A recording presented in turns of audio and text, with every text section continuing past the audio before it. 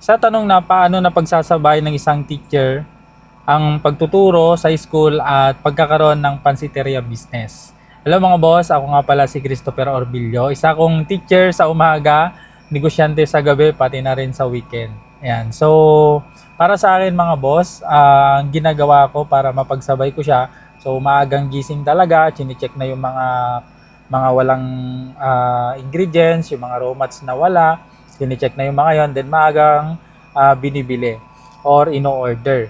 Ayan. At sa umaga, ang ginagawa ko mga boss is more on ano siya, accounting habang nagkakape ako.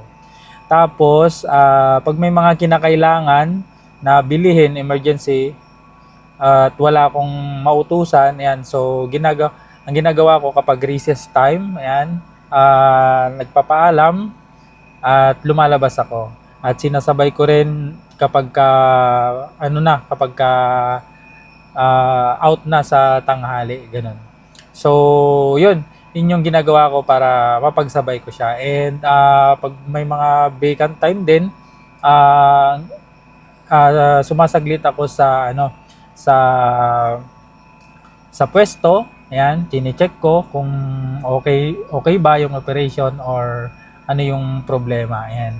And pagdating ng hapon, ayun, so ini-evaluate kung ano yung highlights, ano yung lowlights ngayong araw para kinabukasan mas makapag-adjust. Ayan. So napakalaga yung paglilista at pagti-take down notes kung ano yung mga highlights and lowlights.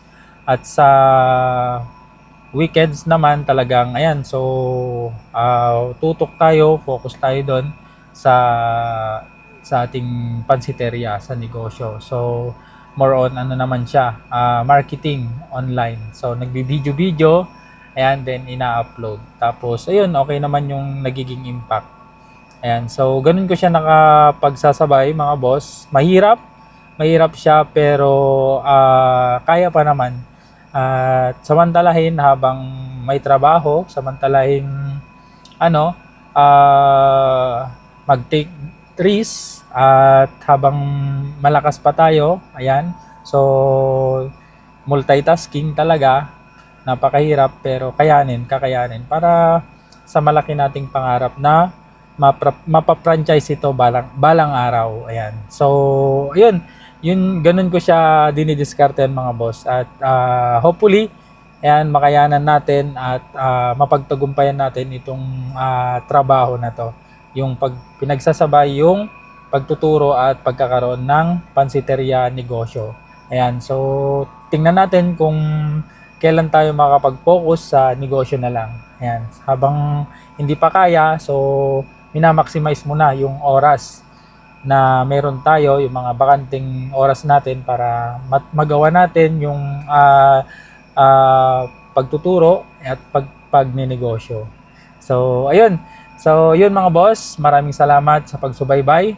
Ayan, kung isa ka din ba na nagtatrabaho tapos nagdinegosyo, pa-comment down nga naman dyan mga boss kung paano mo dinidiskartehan na mapagsabay. Ayan, para may makakuha din ako ng insight. Ayan. So, yun, maraming salamat sa pagsubaybay sa channel na to mga boss. Kung saan ang channel na to ay daily documentation ko lang ng mga nangyayari sa aking buhay, pagtuturo at pagninegosyo.